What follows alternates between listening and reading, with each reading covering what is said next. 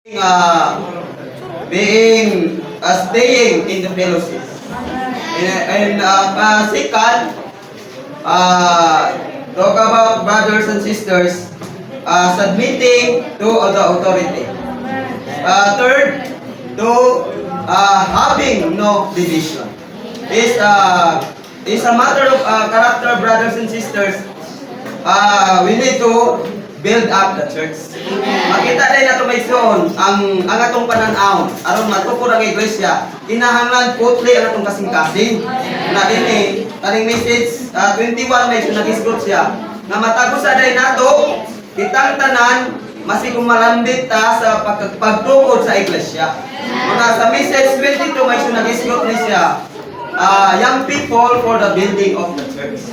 Makita rin ito ang mga batanon nga alang yun sila sa pagtukod sa iglesia nga naman. Kay makita rin sa itong Ginoo nga gamito niya ang mga batanon kay kusgan pa sila may suon. Wala pa sila napuno sa mga butang nga nasa kalibutan. Wala pa sila